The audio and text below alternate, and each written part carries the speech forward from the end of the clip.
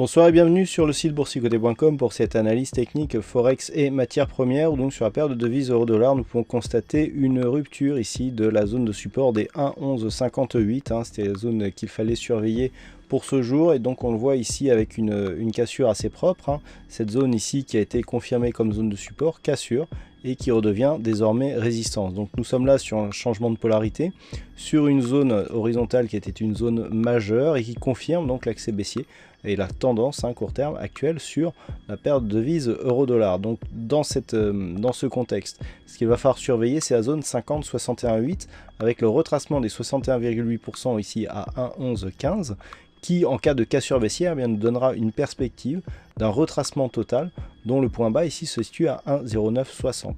Donc attention ici à cette éventualité sur l'intégralité de la tendance en cas de rupture, ici d'avoir justement un retour sur ce niveau, donc en cas le signal serait ici sur la cassure du 61,8%. Naturellement, si les cours revenaient au-delà des 1,11.58 et revenaient notamment au contact ici des 1,1238, eh bien ce scénario serait dans un premier temps invalidé, mais il faudrait vraiment repasser au-delà des 1,1238 pour recommencer à croire à la poursuite d'un mouvement haussier.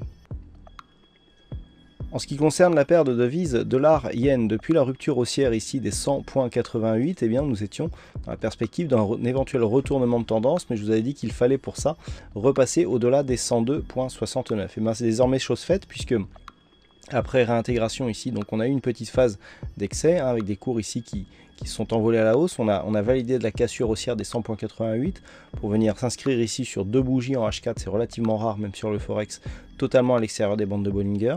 On est revenu ici marquer une réintégration, petit mouvement ici de compensation après excès, et puis ensuite on a continué ici sur la poursuite du mouvement.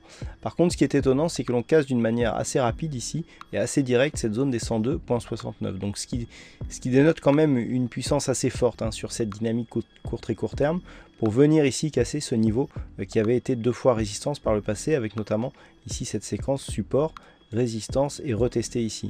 Là on vient tester d'une manière assez directe, on était assez éloigné par rapport aux deux précédents tests, et donc le fait que l'on n'ait aucune réaction ici sur ce niveau nous montre qu'il y a de la conviction sur ce mouvement et qu'on est désormais parti sur une dynamique ici très court terme qui est haussière, donc qui est assez dynamique.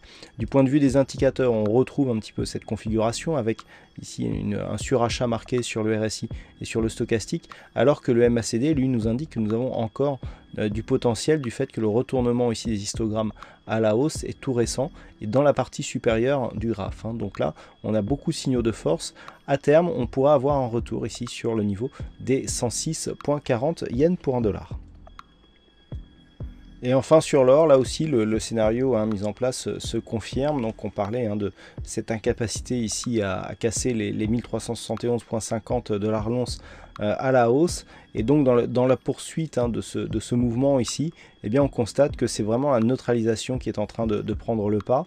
On avait aussi parlé de cette zone ici des 1354,60 que les cours n'arrivaient plus à repasser à la hausse, et sur la rupture ici de cette zone de support, je vous avais indiqué que on avait une perspective ici de retour sur les 1309,75. C'est ce qui est en train de se produire.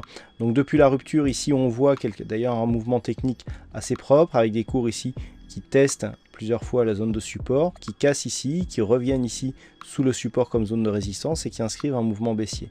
Donc le mouvement baissier ici est dans une phase de continuité, on est en train d'inscrire un plus bas significatif ici à 1315 $ l'once, et dont l'objectif ici à 1375 devrait être réalisé d'ici peu. Toutefois, c'est sur une rupture de cette zone des 1375 que nous aurions un signal de retournement. Vous voyez comment les points hauts ici et les points bas sont pour l'instant relativement horizontaux.